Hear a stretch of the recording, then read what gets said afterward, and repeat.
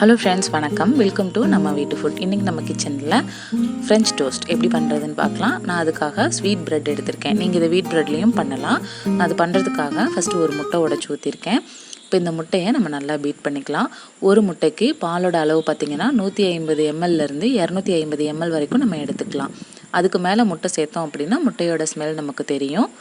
அதனால் இந்த ஒரு முட்டைக்கு 150-லேருந்து 250 ml அளவுக்கு பால் கரெக்டாக இருக்கும். முட்டையை நல்லா நுர வர அளவுக்கு அடித்து எடுத்துக்கோங்க. இப்போ இது எல்லாமே நல்லா கலந்து எடுத்துக்கிட்டதுக்கப்புறமா நம்ம பால் சேர்த்துக்கலாம். நான் வந்துட்டு இன்றைக்கி 150 ml அளவுக்கு பால் சேர்த்துக்கிறேன். இப்போது நம்ம நார்மலாக ஒரு டம்ளர் பாலுக்கு எவ்வளோ சுகர் அளப்போமோ அதை விட கொஞ்சம் கூடுதலாக எடுத்துக்கிட்டிங்க அப்படின்னா அப்ராக்சிமேட்டாக இந்த ஃப்ரெஞ்ச் டோஸ்ட்டுக்கு கரெக்டாக இருக்கும். நான் ஒரு பிஞ்ச் அளவுக்கு உப்பும் 2 ஸ்பூன் அளவுக்கு சர்க்கரையும் சேர்த்துக்கிறேன். சேர்த்துட்டு இது எல்லாத்தையும் நம்ம நல்லா கலந்து விட்டுறலாம். உங்ககிட்ட வெனிலா எசன்ஸ் இருந்தது அப்படின்னா ஒரு 2 ட்ராப்ஸ் விட்டுக்கோங்க. இல்லை அப்படின்னா சின்னமன் பவுடர் வச்சுருந்தீங்கன்னா ஒரு 1/4 டீஸ்பூன் டு 1/2 டீஸ்பூன் அளவுக்கு நீங்கள் எப்படி முட்டை பால் எடுக்கிறீங்களோ அந்த அளவுக்கு தகுந்த மாதிரி சேர்த்துக்கோங்க. அடுத்ததாக நம்ம இதை டோஸ்ட் பண்ணிடலாம். ப்ரெட்டு பார்த்திங்கன்னா ரொம்ப ட்ரையாக இருக்கக்கூடாது, சாஃப்டாக தான் இருக்கணும். நீங்கள் ஃப்ரிட்ஜில் வச்சுருக்கீங்க அப்படின்னா நம்ம சமைக்கிறதுக்கு ஒரு 1 or 2 hours முன்னாடியே எடுத்து வெளியே வச்சுக்கோங்க.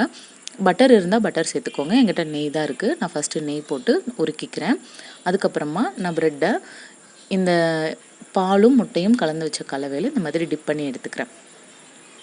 இது பார்த்திங்கன்னா ரொம்ப நேரம் டிப் பண்ணோம் அப்படின்னு இல்லை, சும்மா லைட்டாக ஒரு சைடு டிப் பண்ணிட்டு அடுத்து இன்னொரு பக்கம் டிப் பண்ணி எடுத்துக்கிட்டிங்க அப்படின்னாலே கரெக்டாக இருக்கும். ரொம்ப நேரம் நம்ம டிப் பண்ணி வச்சோம் அப்படின்னா அதை எடுத்து நம்மளால் டோஸ்ட் பண்ண முடியாது. இப்போ இதுவே நமக்கு நல்லா சாஃப்டாக இருக்கும்.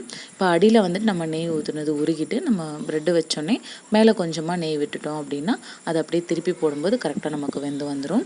இது எவ்வளோ நேரம் நம்ம கழித்து சாப்பிட்டாலும் அந்த சாஃப்ட்னஸ் அப்படியே இருக்கும். இந்த ப்ரெட்டு சாப்பிடும்போது லைட்டாக ஒரு ஸ்வீட்னஸும் இருக்கும். இதோட டேஸ்ட்டு குழந்தைங்களுக்கெல்லாம் ரொம்ப பிடிக்கும். இது அப்படியே பொறுமையாக அடுப்பு மீடியம் ஃப்ளேம்லேயே இருந்து வேகட்டும். இதே மாதிரி நம்ம எல்லா ப்ரெட்டையுமே டோஸ்ட் பண்ணி எடுத்துக்கலாம். இப்போ நான் போட்ட அளவில் எனக்கு 6 ப்ரெட் அளவுக்கு என்னால் டோஸ்ட் பண்ண முடிஞ்சது. நீங்களும் இதே மாதிரி ட்ரை பண்ணி பாருங்கள். பார்த்துட்டு எப்படி இருக்குது அப்படிங்கிறத என் கூட மறக்காமல் ஷேர் பண்ணிக்கோங்க. நீங்கள் இப்போ தான் நம்ம வீடியோ ஃபஸ்ட் டைம் பார்க்குறீங்க அப்படின்னா மறக்காமல் சப்ஸ்கிரைப் பண்ணிக்கோங்க, லைக் பண்ணுங்கள், உங்கள் ஃப்ரெண்ட்ஸ் அண்ட் ரிலேட்டிவ்ஸ் கூட ஷேர் பண்ணுங்கள். Thank you friends. தேங்க்ஸ் ஃபார் வாட்சிங்.